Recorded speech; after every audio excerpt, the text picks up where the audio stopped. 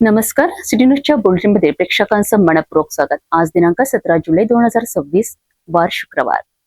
बातमीची सुरुवात करूया सुविचार मालेने. जग जिंकल्याचा आनंद मोठा असतो, परंतु स्वतःवर विजय मिळवण्याचं समाधान त्याहूनही मोठं असतं. आजचा सुविचार आपण बघितला. आता बघूया बातमीपत्रातील ठळक बातम्या.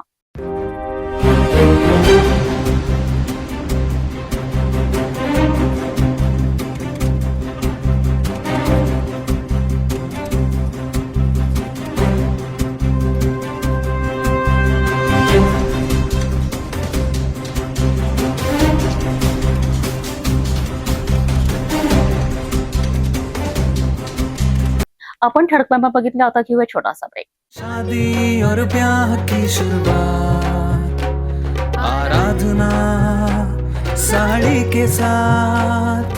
आराधना wholesale shopping mall L2 Bijland complex, Nandgaon Peth, Amravati, Jawahar road, Amravati. Break नंतर बघूया सविस्तर बातम्या. सुरुवातीला एक नजर टाकूया शहरातील गुन्हेगारी क्षेत्रातील घडामोडींवर. अमरावती शहरातील भटक्या कुत्र्यांच्या वाढत्या दहशतीने आता थेट एका निष्पाप चिमुरडीचा जीव धोक्यात आणला आहे. रुक्मिणीनगर परिसरात अवघ्या 9 वर्षीय सणिधी कावरे हिच्यावर मोकाट कुत्र्याने अत्यंत भीषण हल्ला करत तिच्या चेहऱ्यावर अनेक ठिकाणी चावे घेत गंभीर जखमी केलेत. या घटनेनंतर प्रशासन, लोकप्रतिनिधी आणि मनपा अधिकारी तातडीने रुग्णालयात दाखल झाले आहेत. मात्र या घटनेमुळे भटक्या कुत्र्यांच्या नसबंदी मोहिमेवर आणि मनपाच्या कार्यपद्धतीवर गंभीर प्रश्न उपस्थित होत आहेत. अमरावतीच्या रुक्मिणीनगर परिसरात घडलेल्या या घटनेने संपूर्ण शहर हादरले आहेत. शेजारच्या घरातून स्वतःच्या घरी परतत असताना 9 वर्षीय सणिधी सचिन कावरे या चिमुरडीवर अचानक एका मोकाट कुत्र्याने हल्ला चढवला. कुत्र्याने तिच्या चेहऱ्यावर आणि शरीराच्या विविध भागांवर चावे घेतल्याने ती गंभीर जखमी झाली. घटनास्थळी नागरिकांनी धाव घेत मुलीची सुटका केली. त्यानंतर तिला तातडीने रेडियंट हॉस्पिटलमध्ये दाखल करण्यात आले, जिथे तिच्यावर उपचार सुरू आहेत. या घटनेची माहिती मिळताच आमदार रवी राणा, महापौर श्रीचंद तेजवाणी, उपमहापौर सचिन भेंडे, मनपा आयुक्त डॉक्टर मंगेश गोंदावले आणि अन्य वरिष्ठ अधिकारी रुग्णालयात पोहोचलेत. यावेळी आमदार रवी राणा यांनी जखमी मुलीच्या उपचाराचा संपूर्ण खर्च स्वतः उचलण्याची घोषणा केली. तसेच नागरिकांच्या सुरक्षेसाठी तातडीने उपाययोजना करण्याचीही मागणी केली आहे. डेंजर घटना झालेली आहे. ही अचानक कुत्र्याने लहान मुली 4-5 वर्षाची मुलगी आहे तिच्यावर अचानक हल्ला केला. तिच्या चेहऱ्यावर मोठ्या प्रमाणात सलीला ओरबडलेला आहे, वाढलेला आहे आणि अशा पद्धतीनं एखाद्या आवारा कुत्र्याने लहान मुलीवर हल्ला करणं हे आमचं म्हणजे महानगरपालिकेचं अपयश आहे म्हणा. कुठेतरी आम्ही लोकप्रतिनिधी कमी पडतो. मनपा आयुक्तांनी शहरभर मोकाट कुत्र्यांविरोधात विशेष मोहीम राबविण्याचे आश्वासन दिले आहेत.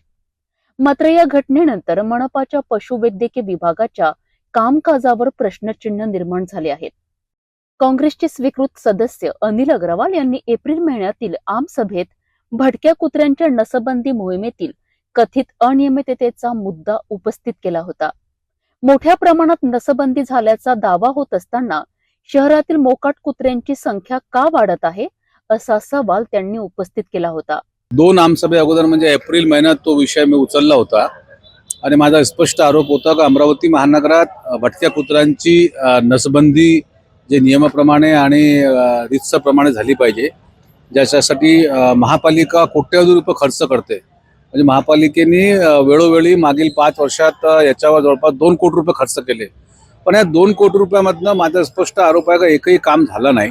फक्त कागदावरच त्यांनी ती नसबंदी केली आणि हा पूर्ण प्रशासकीय काळापासून सुरू झालेला जो भ्रष्टाचार होता त्याच्यामुळे अमरावतीकरांना काय भोगावं लागते त्याची त्या सकाळ झालेली घटना आहे.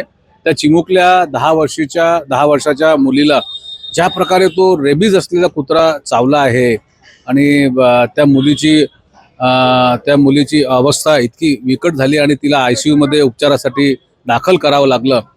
आता माझी मागणी तुमच्या निमित्तानं अशी राहील, त्या मुलीच्या उपचाराकरिता, संपूर्ण उपचाराकरिता म्हणजे वैद्यकीय आणि स्वास्थ्य उपचाराकरिता जे काही खर्च येईल दवाखान्याचा किंवा बाकी औषधांचा वगैरे, ते संपूर्ण खर्च महापालिकेने विशेष बाब म्हणून मग ते महापौरांनी तशी व्यवस्था करावी किंवा आयुक्तांनी तशी व्यवस्था करावी आणि विशेष बाब म्हणून त्या आर्थिकरित्या कमकुवत असलेल्या त्या परिवारामधल्या त्या मुलीच्या उपचाराकरिता संपूर्ण खर्च महापालिकेने करावं आणि इतकं भ्रष्टाचार असून अँटी करप्शन विभागाने तो विषय पकडला होता रिश्वतखोरीचा राहुल बोंद्रेंचा. त्याच्यानंतर ते सस्पेंड करण्यात आले.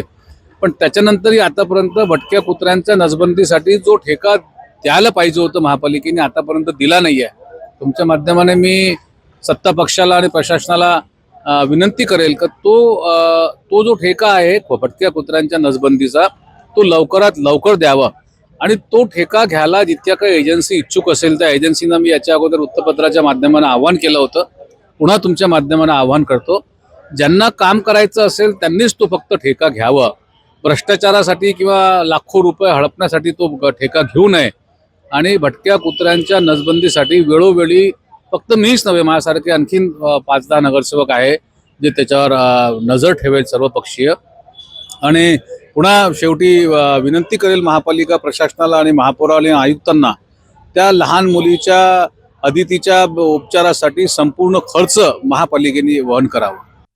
विशेष म्हणजे त्या आम सभेनंतर आजपर्यंत कोणतीही ठोस कारवाई झाल्याचे दिसून आले नाही. घटना अत्यंत दुर्दैवी आहे, परंतु आम्ही डॉक्टरांना भेटलो आणि त्यांच्याशी चर्चा केली तर असं आढळून आलं की त्याला जी बेस्ट पॉसिबल ट्रीटमेंट पाहिजे, इनिशियल ट्रीटमेंट तिला पूर्ण मिळालेली आहे. हे हॉस्पिटल पण चांगलं आहे, पण तिला जे काही कट्स वगैरे आलेले आहेत डॉग बाईटचे, तर त्याच्यामुळे कदाचित प्लास्टिक सर्जरी करण्याची आवश्यकता पडू शकते. तर आपल्याकडे जे सुपर स्पेशालिटी हॉस्पिटल आहे तिथेही आम्ही चर्चा केली तर त्यांच्याकडे ही सुविधा उपलब्ध करून देऊ शकता येईल. तर आम्ही पेशंटला तिकडे शिफ्ट करायचा प्लॅन करत आहोत. मोकाट कुत्र्यांचा मोठ्या प्रमाणात संचार आहेत, अनेकांच्या तक्रारी आहेत, अनेक परिसरामध्ये मोकाट कुत्र्यांना लहान मुलांना चावा घेतल्याचा प्रकार होत आहे. यासमोर आता काय दळक कारवाईची काही मोहीम आहे? याच्या संदर्भात कारवाई तर सुरूच आहे. म्हणजे यापूर्वी ही डॉग कॅचिंगच्या ॲक्टिव्हिटीज झालेल्या आहेत आणि आता आम्ही ते आणखीन ॲग्रेसिव्हली करतो. आता आमच्याकडं 2 व्हॅन आहेत की जे डॉग कॅचिंग करतात. तर आम्ही आणखीन 2-3 व्हॅन्स वाढवतो आहे आणि मोठ्या प्रमाणावर डॉग कॅचिंग करणं, त्यांचं स्टेरिलायझेशन करणं, ऑब्झर्वेशन करणं याही गोष्टी करू. आणि त्याचबरोबर आईची ॲक्टिव्हिटी पण गरजेची आहे, कारण मुलांना किंवा वृद्धांना अचानक कुत्र्या जवळ आलं किंवा हल्ला केला तर काय खबरदारी घेणं गरजेचं आहे. कारण ह्या गोष्टी माहिती नसल्या तर त्याचा जो कुत्र्याचा आक्रमकपणा आहे तो वाढण्याची शक्यता असते. तर त्यामुळे थोडीशी आईची ॲक्टिव्हिटी पण आम्ही आता मोठ्या प्रमाणावर करू. मनपा प्रशासनाच्या वतीने जखमीला काही आर्थिक मदतीची काही अंतर्गत आता उपाययोजना काही? याच्यासाठी आम्ही आमच्या डॉक्टरांची तर नेमणूक केलेलीच आहे की हे डॉक्टर सगळं पूर्ण मॉनिटर करतील तिच्यासाठी. आणि इथून जे सुपर स्पेशालिटीमध्ये आम्ही तिला शिफ्ट करणार आहे तर तिथंसुद्धा खर्चाचं काय नियोजन आहे त्याच्यावरती आमचं पूर्ण लक्ष आहे. आणि तिला जी बेस्ट पॉसिबल मदत महापालिकेमार्फत असेल, शासनामार्फत असेल, हा देण्याचा आमचा पूर्ण प्रयत्न राहील. आता एका निष्पाप मुलीवर जीवघेणा हल्ला झाल्यानंतर प्रशासन आणि राजकीय नेत्यांची धावपळ सुरू झाली आहे. याच दरम्यान मनपाकडून नागरिकांना तक्रारी नोंदविण्याचे आवाहन करण्यात आले आहे. मात्र संपर्कासाठी देण्यात आलेले काही क्रमांक प्रतिसाद देत नसल्याची तक्रार नागरिकांकडून करण्यात येत आहे. शहरातील विविध भागांमध्ये भटक्या कुत्र्यांची संख्या दिवसेंदिवस वाढत असून नागरिकांमध्ये भीतीचे वातावरण निर्माण झाले आहे.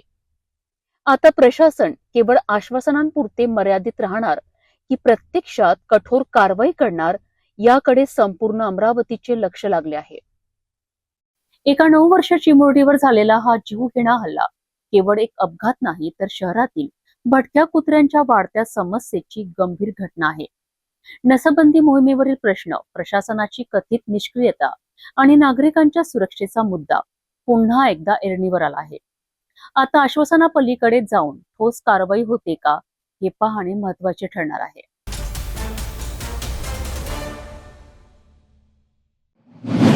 रुग्णालयातील निष्काळजीपणाचा एक धक्कादायक प्रकार समोर आला आहे.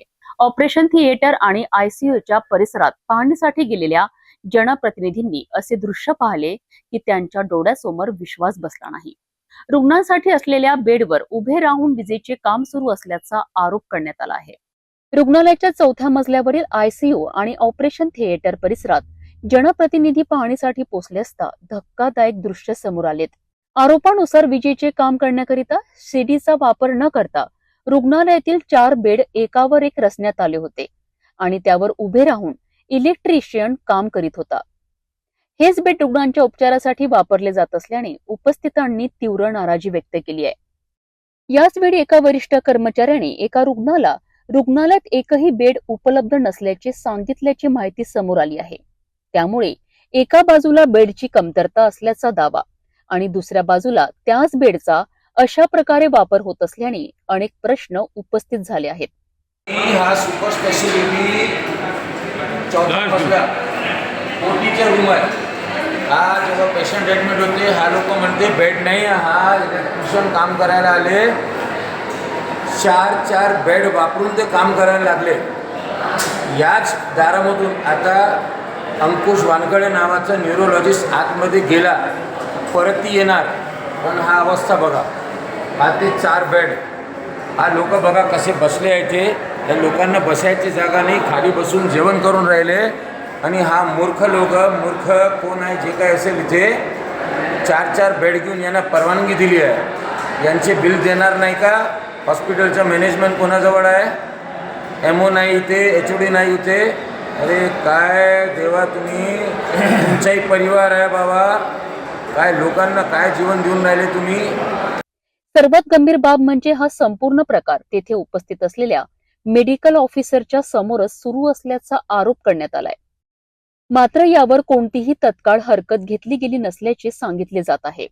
या घटनेमुळे रुग्णांच्या सुरक्षेचा प्रश्न पुन्हा ऐरणीवर आला असून रुग्णालय प्रशासनाच्या कार्यपद्धतीवर गंभीर प्रश्नचिन्ह निर्माण झाले आहेत. या प्रकरणातील आरोपांची चौकशी झाल्यानंतरच संपूर्ण सत्य समोर येईल. मात्र रुग्णांच्या उपचारासाठी असलेल्या सुविधांचा अशा प्रकारे वापर होत असल्याचे चित्र अत्यंत गंभीर मानले जात आहे. आता या प्रकरणात प्रशासन कोणती कारवाई करते याकडे सर्वांचे लक्ष लागले आहे.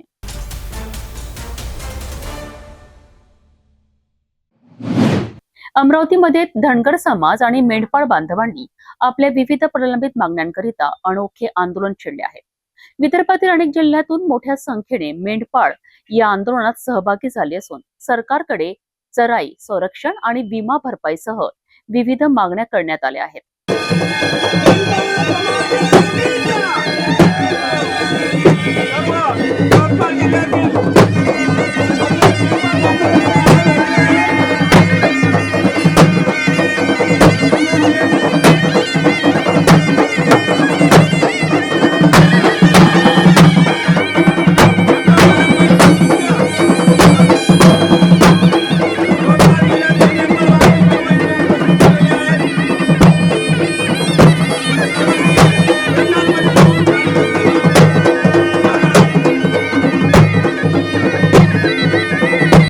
अमरावतीमध्ये सुरू असलेल्या या आंदोलनात अकोला, अमरावती, यवतमाळ, वाशिम आणि बुलढाणा या विदर्भातील जिल्ह्यांमधनं मोठ्या संख्येने मेंढपाळ सहभागी झाले आहेत.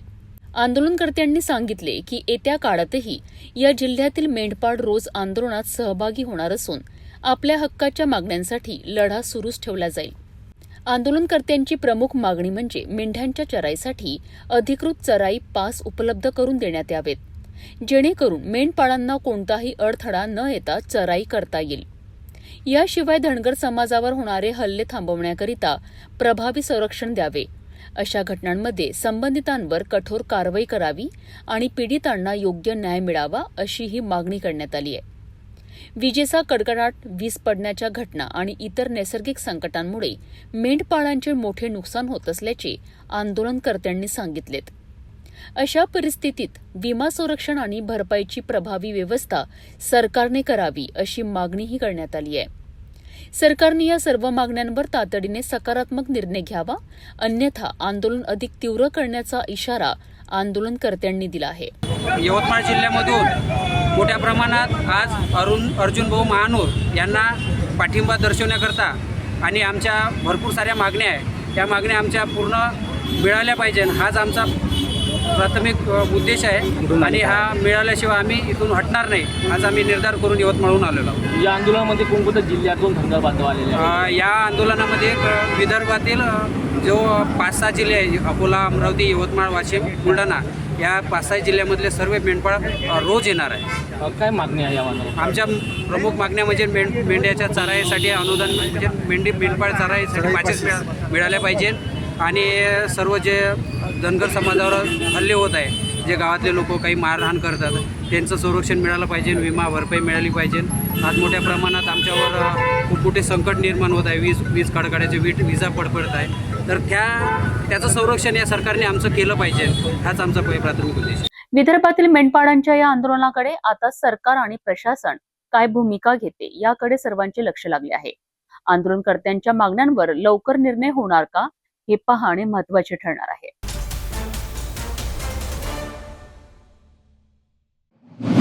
अमरावतीतील J&D मॉलच्या दुरावस्थेवर अखेर महानगरपालिका ऍक्शन मोडमध्ये आली आहे. व्यापाऱ्यांच्या सातत्याने येणाऱ्या तक्रारीनंतर आमदार रवी राणा यांच्या निर्देशानुसार उपमहापौर सचिन भेंडे आणि गटनेते नाना आमले यांनी मनपा अधिकाऱ्यांसह मॉलची पाहणी केली. या पाहणीत अनेक गंभीर त्रुटी समोर आल्या असून बिल्डरला स्पष्ट इशारा देण्यात आला आहे. बघूया याबाबत सविस्तर रिपोर्ट. J&D मॉलमधील व्यापाऱ्यांनी सातत्याने होत असलेल्या गैरसोयी आणि दुरावस्थेबाबत आमदार रवी राणा यांच्याकडे तक्रारी केल्या होत्या. या तक्रारींची दखल घेत आमदारांच्या निर्देशानुसार अमरावती महानगरपालिकेचे उपमहापौर सचिन भेंडे आणि गटनेते नाना आमले यांनी मनपा अधिकाऱ्यांसह मॉलची प्रत्यक्ष पाहणी केली. या पाहणी दरम्यान मॉलमधील पार्किंग परिसराची अत्यंत खराब अवस्था, देखभालीचा अभाव आणि विविध नागरी सुविधांची दुरावस्था अधिकाऱ्यांच्या निदर्शनास आली. स्थानिक व्यापाऱ्यांनीही सद्यस्थितीबद्दल तीव्र नाराजी व्यक्त करत बिल्डरच्या निष्काळजीपणामुळे मोठ्या अडचणी निर्माण झाल्याचा आरोप केला आहे. या पाहणीवेळी अतिरिक्त आयुक्त महेश देशमुख, उपायुक्त नरेंद्र वानखडे, कार्यकारी अभियंता कांबळे, शहर अभियंता रवींद्र पवार, अतिरिक्त अतिक्रमण विभाग प्रमुख योगेश कोल्हे, बाजार परवाना विभागाचे उदय चव्हाण तसेच इतर अधिकारी उपस्थित होते. मनपाने बिल्डरला मॉलमधील सर्व आवश्यक दुरुस्ती तातडीने पूर्ण करण्याचे निर्देश दिले आहेत. तसेच वेळेत दुरुस्ती न झाल्यास आवश्यक कायदेशीर प्रक्रिया पूर्ण करून मॉल महानगरपालिकेच्या ताब्यात देण्याचा इशाराही देण्यात आला आहे. J&D मॉलमधील समस्या आता प्रशासनाच्या रडारवर आल्या असून बिल्डर पुढे काय भूमिका घेतो आणि मनपा पुढील काय कारवाई करते याकडे व्यापाऱ्यांसह नागरिकांचे लक्ष लागले आहे.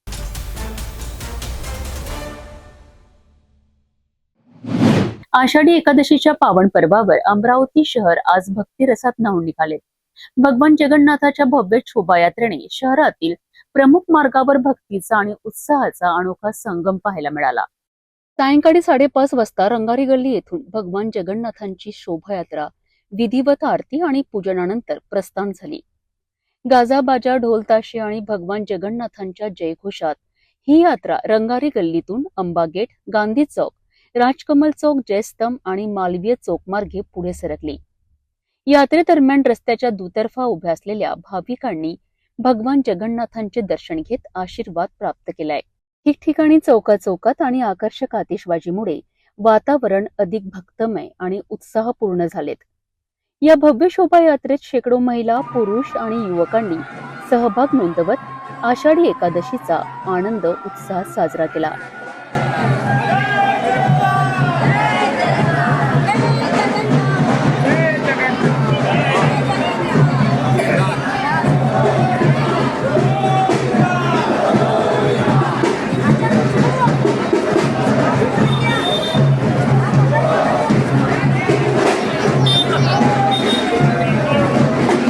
भगवान जगन्नाथांच्या जयघोषाने दुमदुमलेल्या या शोभायात्रेने अमरावतीत भक्ती, श्रद्धा आणि एकतेचा संदेश दिलाय.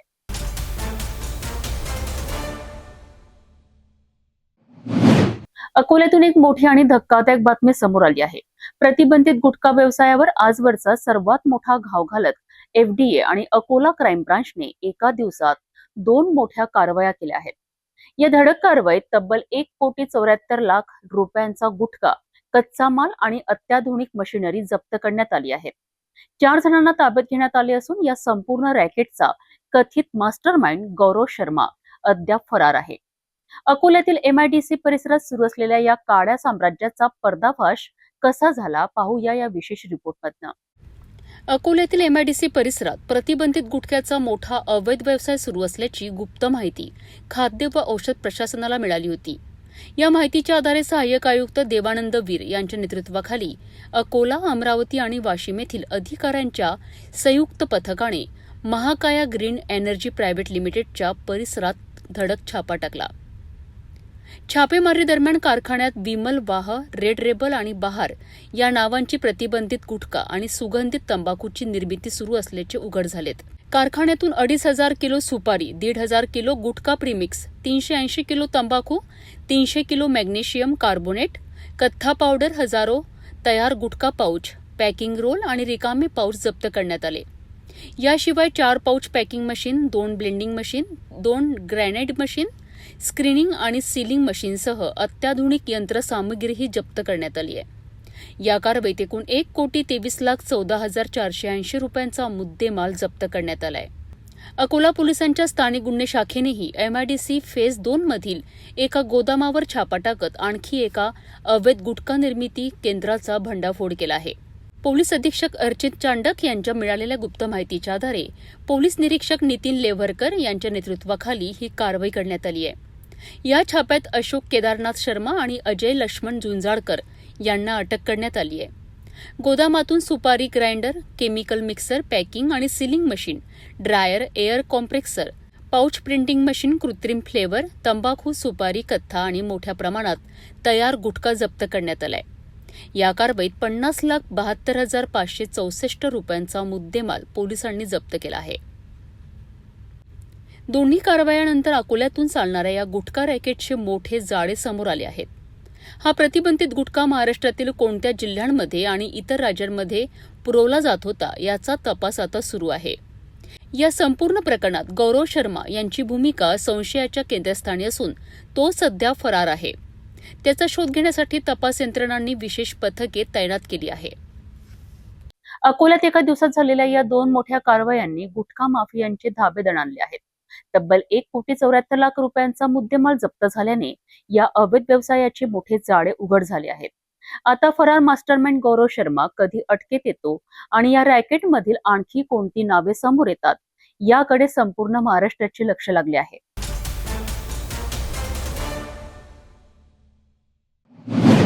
यवतमाळ जिल्ह्यातून पुन्हा एकदा मन हेलावून टाकणारी घटना समोर आली आहे. नापिकी आणि आर्थिक अडचणींमुळे विवंचनेत असलेल्या एका शेतकऱ्याने आत्महत्या केल्याची दुर्दैवी घटना कळंब तालुक्यात घडली आहे. यवतमाळ जिल्ह्यातील कळंब तालुक्यातील पिंपळशेंडा डोंगर खर्डा येथे 60 वर्षीय शेतकरी श्यामराव जुनघरे यांनी आपल्या घराच्या अंगणातील झाडाला गळफास घेऊन आत्महत्या केल्याची घटना घडली आहे. कुटुंबियांनी दिलेल्या माहितीनुसार मागील 2 वर्षांपासून सततच्या नापिकीमुळे त्यांच्यावर आर्थिक संकट ओढवले होते.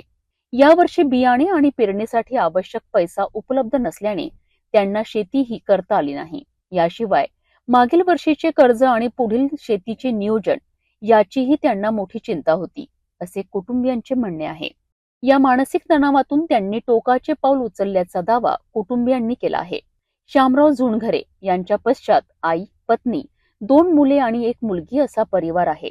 त्यांच्या निधनामुळे कुटुंबियांवर मोठे दुःख कोसळले आहेत. घटनेची माहिती मिळताच कळंब पोलिसांनी घटनास्थळी पंचनामा करून मृतदेह शवविच्छेदनाकरिता ग्रामीण रुग्णालयात पाठविला आहे. तर या प्रकरणाचा पुढील तपास सुरू आहे. ही घटना केवळ एका कुटुंबियांचे दुःख नाही, तर शेती आणि ग्रामीण अर्थव्यवस्थेसमोरील आव्हानांकडे लक्ष वेधणारी आहे. या प्रकरणातील कारणांचा तपास पोलिसांकडून सुरू असून संबंधित कुटुंबाला मदत आणि शासकीय योजनांचा लाभ मिळावा अशी अपेक्षा व्यक्त केली जात आहे.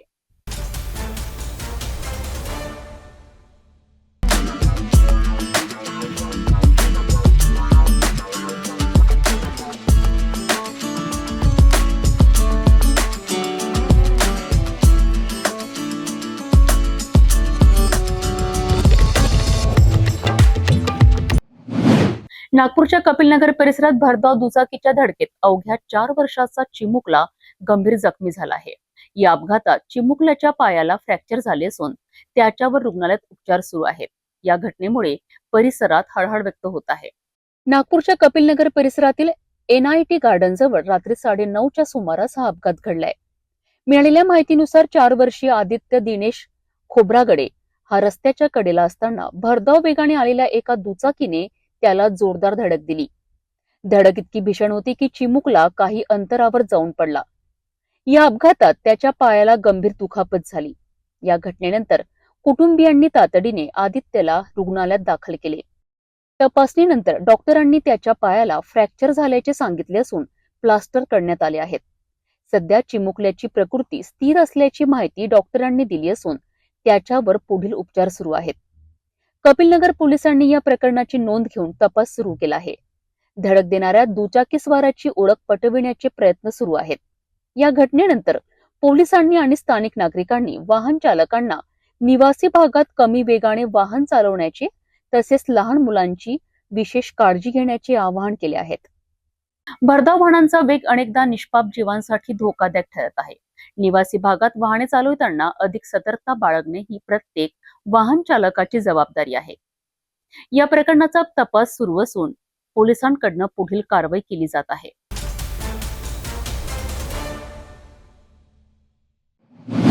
नागपुरात सोशल मीडियावर व्हायरल झालेली एक रील आता तिघा युवकांना थेट लॉकअप पर्यंत घेऊन गेली आहे. पोलिसांनी आणि कायदा सुव्यवस्थेला आव्हान देणारे वक्तव्य केल्याचा आरोप करत तहसील पोलिसांनी तिघांविरोधात गुन्हा दाखल केला आहे. पुलिस चौकी के हिसाब से शहर बांट रहे हो सुल्तान? चौकियां चाहे पुलिस की हो, शहर के कमिश्नर तो हम ही लोग हैं. नागपूरच्या तहसील पोलीस ठाण्यात 3 युवकांविरोधात भारतीय न्याय संहिता आणि माहिती तंत्रज्ञान कायद्यान्वये गुन्हा दाखल करण्यात आला आहे. शाहिद खान मोहम्मद साहिल शेख आणि रिजवान मोहम्मद अजीज अशी आरोपींची नावे आहेत.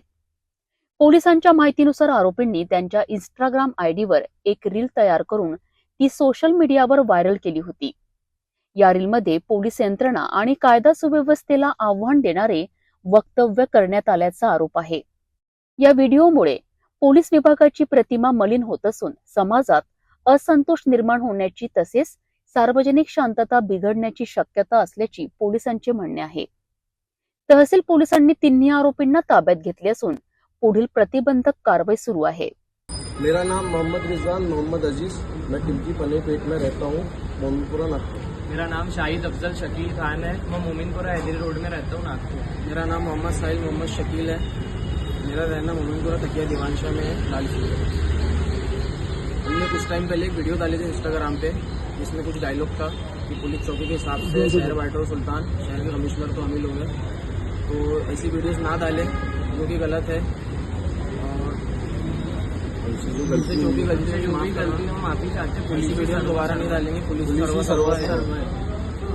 हम माफी मांगते हैं. सोशल मीडियावर प्रसिद्धी मिळवण्यासाठी केलेले व्हिडिओ आणि वक्तव्य किती महागात पडू शकतात याचे हे ताजे उदाहरण मानले जात आहे. या प्रकरणात पोलिसांचा पुढील तपास सुरू असून आणखी कोणते खुलासे होतात याकडे सर्वांचे लक्ष लागले आहे.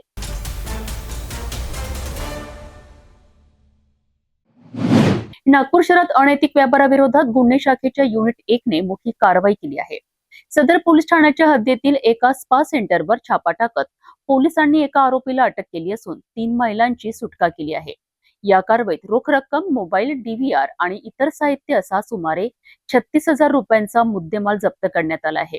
नागपूर शहरातील सदर पोलीस ठाण्याच्या हद्दीतील छावणी चौक परिसरात असलेल्या रेडियंट सलून अँड स्पा या ठिकाणी गुन्हे शाखेच्या युनिट 1 ने नियोजनबद्ध कारवाई केली आहे. पोलिसांनी बोगस पंटरच्या माध्यमातून खात्री करून 2 पंचाच्या उपस्थितीत छापा टाकलाय. कारवाई दरम्यान स्पा सेंटरमध्ये अनैतिक व्यापार सुरू असल्याचे समोर आल्याचा पोलिसांचा दावा आहे. या प्रकरणात भूषण नरेशराव वाघमारे याला ताब्यात घेण्यात आले. आरोपी महिलांना पैशाचे आमिष दाखवून स्वतःच्या आर्थिक फायद्यासाठी देहव्यापार चालवत असल्याचा आरोप पोलिसांनी केला आहे. कारवाई दरम्यान 3 पीडित महिलांची सुटका करण्यात आली. त्यांची तसेच आरोपी वैद्यकीय तपासणी करण्यात आली. पोलिसांनी बोगस पंटरसाठी वापरण्यात आलेली रक्कम, ग्राहकांकडून मिळालेली रोकड, अँड्रॉइड मोबाईल, DVR बॉक्स तसेच इतर साहित्य असा सुमारे 36,000 रुपयांचा मुद्देमाल जप्त केलाय. या प्रकरणी सदर पोलीस ठाण्यात भारतीय न्याय संहिता आणि अनैतिक व्यापार प्रतिबंधक अधिनियमातील संबंधित कलमान्वये गुन्हा दाखल करण्यात आला आहे. तसेच पुढील तपास पोलीस करीत आहेत. नागपूर पोलिसांनी अनैतिक व्यापाराविरोधात ही महत्त्वाची कारवाई करत अशा बेकायदेशीर प्रकारांवर कठोर कारवाईचा इशारा दिला आहे. या प्रकरणातील पुढील तपासात आणखी कोणती माहिती समोर येते याकडे सर्वांचे लक्ष लागले आहे.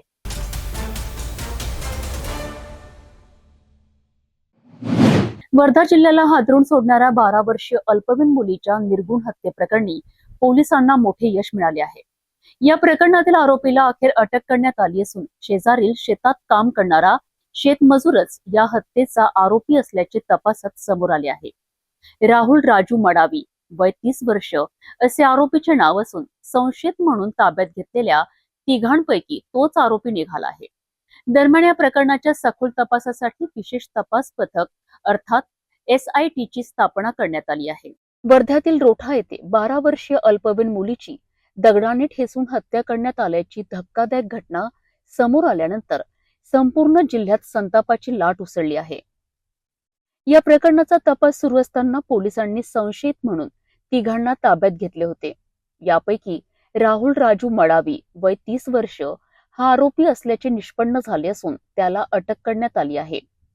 विशेष म्हणजे आरोपी हा मुलीच्या घराजवळील शेतात काम करणारा शेतमजूर असल्याची माहिती समोर आली आहे. या घटनेमुळे परिसरात भीती आणि संतापाचे वातावरण निर्माण झाले आहेत. प्रकरणाचे गांभीर्य लक्षात घेता जिल्ह्याचे पालकमंत्री पंकज भोयर यांच्या निर्देशानंतर विशेष तपास पथक म्हणजेच SIT स्थापन करण्यात आली आहे. SIT मार्फत सर्व तांत्रिक आणि वैज्ञानिक पुरावे तपासले जाणार असून फॉरेन्सिक अहवालांच्या आधारे प्रकरणाचा सखोल तपास केला जाणार आहे. जिल्हा पोलीस अधीक्षक सौरव कुमार अग्रवाल यांच्या मार्गदर्शनाखाली तपासाची दिशा निश्चित करण्यात आली असून आरोपी विरोधात भक्कम पुरावे गोळा करण्याचे काम सुरू आहे. घटनेनंतर संपूर्ण जिल्ह्यात संताप व्यक्त केला जात असून आरोपीला कठोरातील कठोर शिक्षा देण्याची मागणी नागरिकांकडून केली जात आहे. या प्रकरणी पोलीस अधीक्षक सौरव कुमार अग्रवाल यांनी पत्रकार परिषदेत महत्वाची माहिती दिली आहे. पोलीस स्टेशन हद्दीमध्ये रोठा गावामध्ये एक अत्यंत गंभीर आणि दुर्दैवी घटना घडली होती. त्या गुन्ह्याच्या संदर्भाने सावंगी पोलीस स्टेशनमध्ये BNS कलम 103(1), 65(1), 66, 332B, पॉक्सो कलम 4 आणि 6 अन्वये गुन्हा दाखल आहे. सदर गुन्ह्याच्या तपासामध्ये आरोपी राहुल राजू मडावी राहणार रोठा याचा सहभाग निष्पन्न झाल्याने त्याला या गुन्ह्यामध्ये अटक करण्यात आलेली आहे. सदर गुन्ह्याचा तपास SDPO वर्धा सिटी यांचे नेतृत्वाखाली विशेष तपास पथक याचा तपास करत आहे. सदर गुन्ह्याचा पुढील तपास चालू आहे. यामध्ये एक आरोपीचा सहभाग निष्पन्न झाल्याने त्याला गुन्ह्यामध्ये अटक करण्यात आलेली आहे. 30 वर्ष, जवळपास 30 वर्षाचा. तो जवळच्या शेतामध्ये लेबरर म्हणून काम करत होता आणि त्यांच्या नेहमी त्या घरामध्ये येणे जाणे होते. सध्या त्याच्या गुन्ह्यामध्ये सहभाग निष्पन्न झालाय आणि त्याला गुन्ह्यामध्ये अटक केलेली आहे. आम्ही तपास करतो त्याबद्दल पुढील तपास. त्याचा 30 वर्ष वय. सर, याला कुठून ताब्यात घेण्यात आलं? याला त्या गावामध्येच ताब्यात घेण्यात आलेला. त्याला रात्री चौकशीसाठी आम्ही ताब्यात घेतले होते आणि तपासामध्ये त्याचा रोल निष्पन्न झाल्याने आता त्याला गुन्ह्यामध्ये अटक केलेली आहे. या गुन्ह्यामध्ये आरोपीने स्वतः तिला दगडाने ठेचून मारलं आणि काही त्याचे आक्षेपार्थ काही त्याच्यात निष्पन्न आलं काय, त्यांनी काही कबूल केलं? त्याचा सहभाग निष्पन्न झाल्यानेच त्याला अटक केलेली आहे. वर्ध्यातील या अत्यंत संवेदनशील आणि धक्कादायक प्रकरणात आरोपीला अटक करण्यात पोलिसांना यश आले असले तरी नागरिकांच्या भावना अजूनही तीव्र आहेत. आता SITच्या तपासातून या प्रकरणातील प्रत्येक पैलू समोर येणार का आणि आरोपीला कठोर शिक्षा मिळणार का याकडे संपूर्ण राज्याचे लक्ष लागले आहे.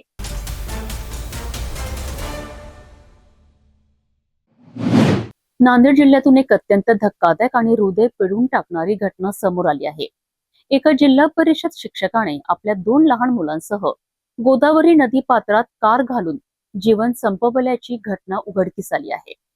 आत्महत्येपूर्वी व्हॉट्सअप स्टेटस ठेवत काही वरिष्ठ अधिकाऱ्यांच्या त्रासाला कंटाळल्याचा उल्लेख करण्यात आल्याने या प्रकरणाने गंभीर वळण घेतले आहे. या घटनेमुळे संपूर्ण शिक्षण विभागात खळबळ उडाली असून अनेक प्रश्न उपस्थित होत आहेत. नांदेड जिल्ह्यातील मुदखेड तालुक्यातील आमदुरा येथील गोदावरी नदीपात्रात एक कार आढळून आल्यानंतर खळबळ उडाली आहे. स्थानिकांनी दिलेल्या माहितीनंतर प्रशासन आणि बचाव पथक घटनास्थळी दाखल झालेत. SDRFच्या जवानांनी नदीतून कार बाहेर काढली असता कारमध्ये 3 मृतदेह आढळून आलेत. मृतांमध्ये हिमायतनगर तालुक्यातील पोटा बुद्रुक येथील जिल्हा परिषद शाळेवर कार्यरत असलेले शिक्षक सुनील मोरे आणि त्यांची 2 लहान मुले सारा व सुमित यांचा समावेश आहे. घटनेपूर्वी सुनील मोरे यांनी व्हॉट्सअप स्टेटस ठेवले होते. या स्टेटसमध्ये गट शिक्षणाधिकारी आणि केंद्र प्रमुख यांच्या त्रासाला कंटाळल्याचा उल्लेख असल्याची प्राथमिक माहिती समोर आली आहे. ज्या दुर्दैवी घटना घडलेल्या एक आदर्श शिक्षक म्हणून होते मोरे सर यांनी जे प्रकार आज घडलेला आहे त्यांच्यासोबत, याला सर्वस्वी नांदेड येथील युवा मॅडम असतील फुटाणे मॅडम आणि हदगाव येथील माजी BO असतील फोले सर आणि जे इतर बाचे असतील शिक्षण समिती यांनी जे त्रास त्यांना दिलेला आहे त्यातून हे घटना घडलेली आहे. कारण की गेल्या 1 वर्षापासून ज्यांच्यावर दोषी सिद्ध झाले त्यांना पाठीमागे घालून यांना नाहक त्रास दिलेला आहे. त्यामुळे दुर्दैवी ही घटना घडलेली आहे. या घटनेनंतर शिक्षण क्षेत्रात मोठी खळबळ उडाली असून शिक्षक संघटनांमध्येही संतापाची भावना व्यक्त केली जात आहे. सुनील मोरे हे भोकर तालुक्यातील बेंबर गावचे रहिवासी होते. त्यांच्या अकाली निधनामुळे कुटुंबियांवर दुःखाचा डोंगर कोसळला आहे. या प्रकरणाची पोलीस सखोल चौकशी करत असून आत्महत्येमागील नेमके कारण काय याचा तपास सुरू आहे. की पुणे गावच्या आपल्या गोदावरी नदीच्या पुलावरून एक गाडी नदीमध्ये कोसळली आहे. मला जेव्हा फोन आला मी तात्काळ आमचे PI साहेब माननीय चिंचोलकर साहेब, आमचे तहसीलदार वाडकर साहेब यांना फोन केला व प्रशासनाच्या सहकार्याने मला साहेबांनी जे सांगितलं की बा तुम्ही जीवरक्षक दलाला कॉल करा, तलाठी मॅडमला कॉल करा आणि होईल तेवढं लवकर स्पॉटवर जा आणि काय आहे ते परिस्थितीची माहिती घेऊन आम्हाला द्या. मी तात्काळ साहेबाला फोन केला. साहेबाला फोन केल्या आमचे पोलीस प्रशासन तहसीलदार साहेबाच्या आदेशानुसार आली इथं आम्ही आलो आणि इथं आल्यावर आम्हाला कळालं की एक व्यक्ती त्या गाडीमध्ये होता आणि त्याच्यासोबत 2 मुलं असण्याची शक्यता आहे. एवढं आम्हाला या ठिकाणी आल्याला कळालं. गाडी कोणती होती आणि गाडी कोणी गाडी मुदखेड करून वाजेगावकडे जात होती. मग आमच्या इथे एक टर्न आहे, त्या टर्नावरून पुन्हा कल्ली आणि गाडी एवढ्या स्पीडमध्ये होती की ते साईडचे हे कठडे तोडून गाडीमध्ये पडली. एका शिक्षकाने आपल्या 2 निष्पाप मुलांसह इतके टोकाचे पाऊल का उचललेत? व्हॉट्सअप स्टेटसमध्ये उल्लेख केलेल्या आरोपांमध्ये किती तथ्य आहे आणि या घटनेला जबाबदार कोण याची उत्तरे आता तपासातूनच समोर येणार आहे. मात्र या घटनेने संपूर्ण राज्याला हादरून सोडले असून शिक्षण व्यवस्थेतील तणाव आणि दबावाचा प्रश्न पुन्हा एकदा ऐरणीवर आला आहे.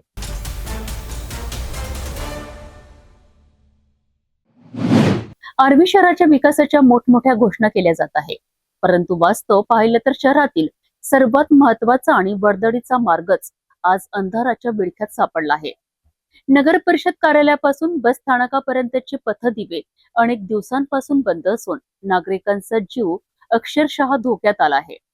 महिला, विद्यार्थी आणि ज्येष्ठ नागरिकांना दररोज अंधारातून मार्ग काढावा लागत आहे. वर्धा जिल्ह्यातील आर्वी शहरातील नगर परिषद कार्यालय ते बस स्थानक हा मार्ग शहरातील सर्वाधिक वर्दळीचा आणि महत्वाचा मार्ग मानला जातो.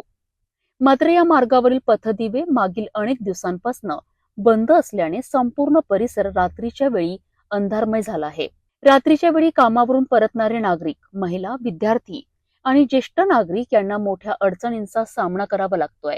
अंधारामुळे अपघात होण्याची शक्यता वाढली असून चोरी, लूटमार आणि इतर गुन्हेगारी घटनांची भीतीही नागरिक व्यक्त करीत आहेत. विशेष म्हणजे शहराच्या विकासाचे दावे केले जात असताना मुख्य मार्गावरील प्रकाश व्यवस्था कोलमडल्याने प्रशासनाच्या कार्यपद्धतीवर प्रश्नचिन्ह निर्माण झाले आहेत. स्थानिक नागरिकांच्या म्हणण्यानुसार ही समस्या नवीन नसून वारंवार उद्भवत आहे. मात्र अद्याप कायमस्वरूपी उपाययोजना करण्यात आलेली नाही. हा मार्ग राष्ट्रीय महामार्ग प्राधिकरणाच्या अखत्यारीत येत असल्याने पथदिव्यांची देखभाल आणि दुरुस्तीची जबाबदारी संबंधित यंत्रणेवर असल्याचे सांगितले जात आहे. आता नागरिकांनी संबंधित प्रशासनाने तातडीने बंद पथदिवे सुरू करून सुरक्षित प्रकाश व्यवस्था उपलब्ध करून द्यावी अशी मागणी केली आहे. अन्यथा एखादी गंभीर दुर्घटना घडल्यानंतरच प्रशासन जागे होणार का, असा संतप्त सवाल नागरिक उपस्थित करीत आहेत. आर्वी शहरातील मुख्य मार्गावर अनेक दिवसांपासून अंधाराचे साम्राज्य आहे. नागरिकांच्या सुरक्षेशी थेट संबंधित असलेल्या या गंभीर समस्येकडे संबंधित यंत्रणा कधी लक्ष देणार आणि बंद पथदिवे कधी सुरू होणार याकडे आता संपूर्ण शहराचे लक्ष लागले आहे.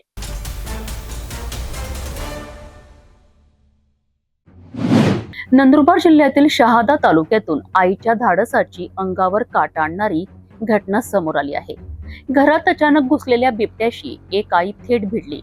आपल्या 2 लहान मुलांचे प्राण वाचवले आणि जखमी अवस्थेतही बिबट्याला घरात कोंडून ठेवत संपूर्ण गावावरचे संकट टाळले.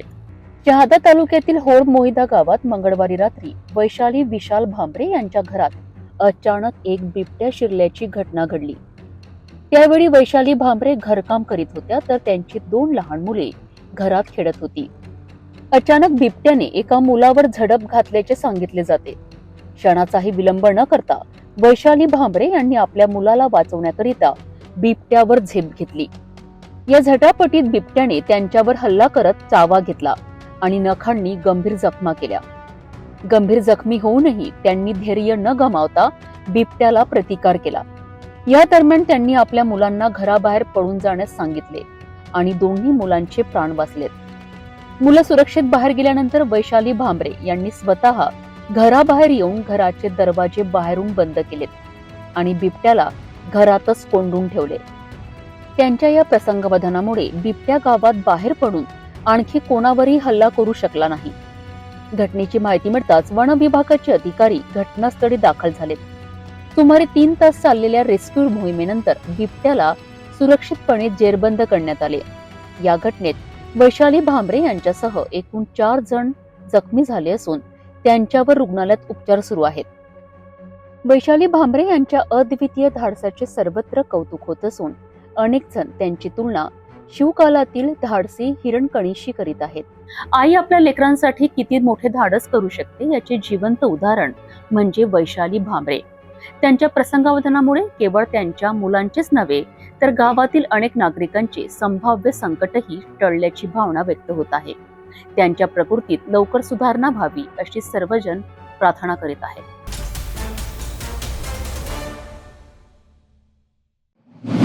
पुण्यातील गाजलेल्या केतन अग्रवाल हत्या प्रकरणात दररोज नवे खुलासे आणि नवे प्रश्न समोर येत आहेत. तपासाचा केंद्रबिंदू आता मुख्य संशयित सिया गोयल आणि चेतन चौधरी यांच्या कथित गुप्त विवाहाभोवती फिरत असून पोलिसांकडनं डिजिटल पुरावे आणि राजस्थानमधील तपासावर भर दिला जात आहे. केतन अग्रवाल हत्या प्रकरणाच्या तपासादरम्यान पोलिसांनी मुख्य संशयित सिया गोयलचा आणखी एक मोबाईल जप्त केला आहे. या मोबाईलमधील माहितीची फॉरेन्सिक तपासणी सुरू असून त्यातून महत्वाचे धागेदोरे मिळण्याची शक्यता पोलिसांकडून व्यक्त केली जात आहे.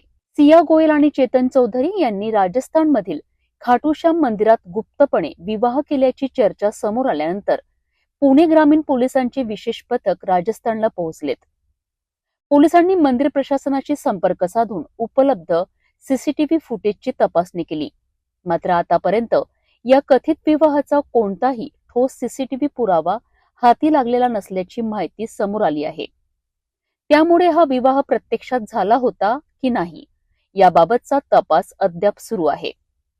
सध्या सिया गोयल आणि चेतन चौधरी हे दोघेही न्यायालयीन कोठडीत असून पुढील सुनावणी दरम्यान त्यांना न्यायालयात हजर करण्यात येणार आहे. या प्रकरणात केतन अग्रवाल यांच्या आईने पंतप्रधान नरेंद्र मोदी यांना पत्र लिहून न्याय मिळवून देण्याची विनंती केली आहे. मुलाच्या मृत्यूनंतर संपूर्ण कुटुंबियांवर मोठे दुःख कोसळल्याचे त्यांनी पत्रात नमूद केले आहेत. पोलिसांचा तपास सुरू असून न्यायालयीन प्रक्रिया पूर्ण झाल्यानंतरच या प्रकरणातील सर्व तथ्य स्पष्ट होणार आहे. केतन अग्रवाल हत्या प्रकरणात अनेक दुव्यांचा तपास अजूनही सुरू आहे. पोलिसांच्या तपासातून पुढे कोणते नवे पुरावे समोर येतात आणि न्यायालयीन प्रक्रियेत कोणते निष्कर्ष निघतात याकडे संपूर्ण राज्याचे लक्ष लागले आहे.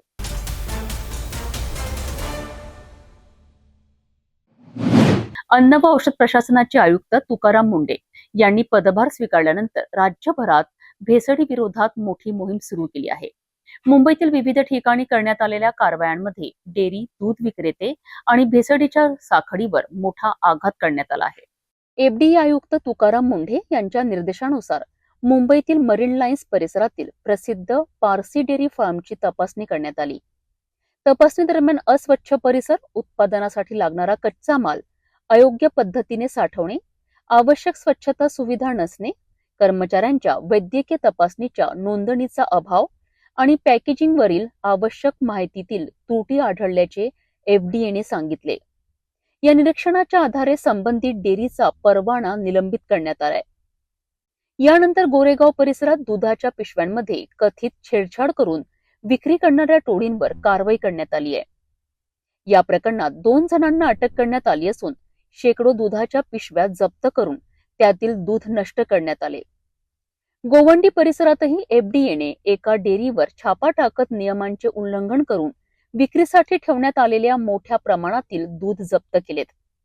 अधिकाऱ्यांच्या माहितीनुसार हे दूध नियमानुसार नष्ट करण्यात आलेत. एफडीएच्या सलग कारवायांमुळे भेसळ करणाऱ्यांमध्ये भीतीचे वातावरण निर्माण झाल्याचे व्यावसायिकांचे म्हणणे आहेत. त्याचबरोबर बाजारात शुद्ध दूध आणि दुग्धजन्य पदार्थांची मागणी वाढल्याची माहितीही समोर येत आहे. काही व्यावसायिकांच्या मते शुद्ध पनीरच्या दरात वाढ झाली असली तरी या कारवायांचा फायदा प्रामाणिक दूध उत्पादक आणि शेतकऱ्यांना होऊ शकतो. अन्न सुरक्षेच्या दृष्टीने एफडीएची ही मोहीम किती प्रभावी ठरते आणि भेसळीवर कितपत आळा बसतो हे त्या काळात स्पष्ट होईल. मात्र ग्राहकांच्या आरोग्याशी तडजोड करणाऱ्यांवर कठोर कारवाई सुरू राहणार असल्याचे संकेत या मोहिमेतून मिळत आहे.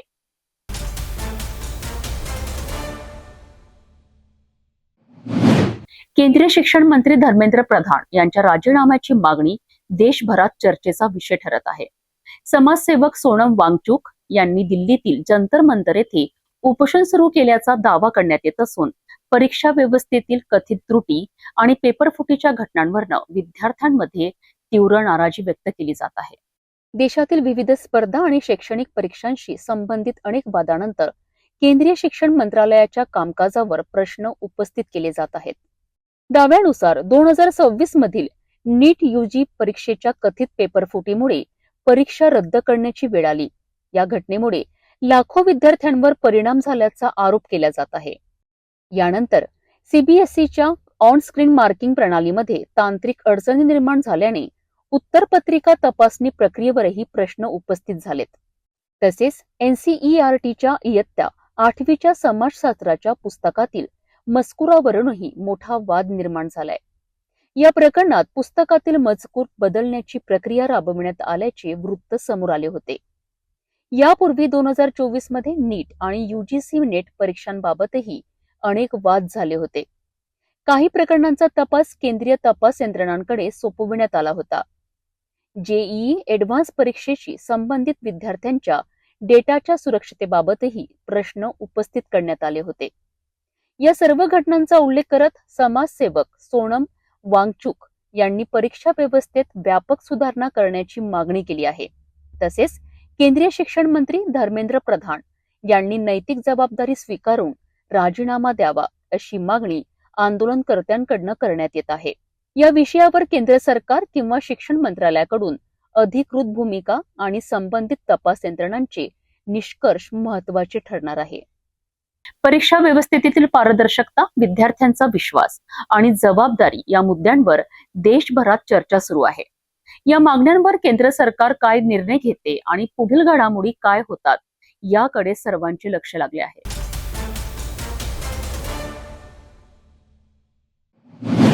भारताच्या अंतराळ क्षेत्रातून एक महत्त्वाची बातमी समोर आली आहे. इस्रोमधील अनेक वरिष्ठ शास्त्रज्ञांनी राजीनामे दिल्याच्या वृत्तामुळे गगनयान सारख्या महत्वाकांक्षी मोहिमांच्या पार्श्वभूमीवर चर्चा सुरू झाली आहे. या घडामोडीनंतर केंद्र सरकारनेही काही महत्त्वाचे प्रशासकीय निर्णय घेतल्याची माहिती समोर आली आहे. प्राप्त झालेल्या माहितीनुसार इस्रोच्या UR राव उपग्रह केंद्र आणि विक्रम साराभाई अंतराळ केंद्रातून अनेक वरिष्ठ अधिकारी आणि शास्त्रज्ञांनी गेल्या काही महिन्यात राजीनामे दिल्याची माहिती समोर आली आहे. या वृत्तांमध्ये काही अनुभवी प्रकल्प अधिकाऱ्यांचा आणि महत्त्वाच्या मोहिमांशी संबंधित वैज्ञानिकांचाही उल्लेख करण्यात आला आहे. मात्र प्रत्येक राजीनाम्याचे कारण अधिकृतपणे जाहीर करण्यात आलेले नाही.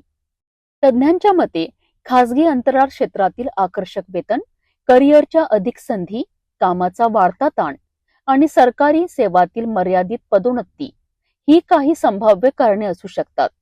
ही कारणे स्वतंत्र विश्लेषणांमध्ये व्यक्त करण्यात आली असून त्याबाबत इस्रोकडून अधिकृत स्पष्टीकरण देण्यात आलेले नाही. अंतराळ विभागाने महत्त्वाच्या प्रकल्पांवर परिणाम होऊ नये म्हणून राजीनामा मंजुरीच्या प्रक्रियेत बदल केल्याची माहिती समोर आली आहे. काही प्रकरणांमध्ये अंतिम मंजुरीसाठी अर्ज थेट विभागाकडे पाठवण्याची प्रक्रिया लागू करण्यात आल्याचे वृत्त आहे. इस्रोचे अध्यक्ष बी नारायण यांनी परिस्थिती नियंत्रणात असल्याचे सांगितले असून गगनयान मोहिमेचे नियोजित टप्पे वेळापत्रकानुसार पूर्ण करण्याकरिता संस्था कार्यरत असल्याचेही स्पष्ट केले आहे. भारताच्या मानवी अंतराळ मोहिमेसाठी गगनयान हा अत्यंत महत्त्वाचा प्रकल्प मानला जात असल्याने या घडामोडींवर देशभरातून बारकाईने लक्ष ठेवले जात आहेत. इस्रोमधील राजीनामे, त्यामागील कारणे आणि गगनयान मोहिमेवरील संभाव्य परिणाम याबाबत पुढील अधिकृत माहिती आणि घडामोडी महत्वाच्या ठरणार आहेत. भारताच्या अंतराळ कार्यक्रमाकरिता हा काळ अत्यंत निर्णायक मानला जात आहे.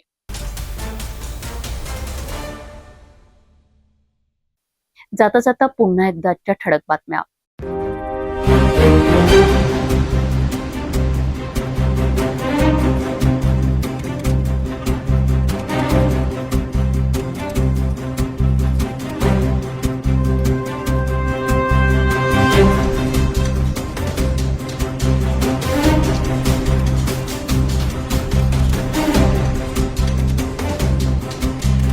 आता सिटी न्यूज चॅनल आपल्या टीव्हीवरही बघू शकता. अमरावती जिल्ह्यानंतर विदर्भ आणि महाराष्ट्राचे दर्शक घर बसल्या आपल्या केबल टीव्हीवर सिटी न्यूजच्या बातम्या पाहू शकाल. जर आपल्या टीव्हीवर सिटी न्यूज चॅनल दिसत नसेल तर आपण आपल्या केबल ऑपरेटर संपर्क करावा. आपण सिटी न्यूज केबलच्या व्यतिरिक्त युट्यूब, फेसबुक, इंस्टाग्राम आणि ट्विटरवर बघू शकता. याकरिता सोशल मीडिया अकाउंट सबस्क्राईब करा, फॉलो करा, लाईक करा.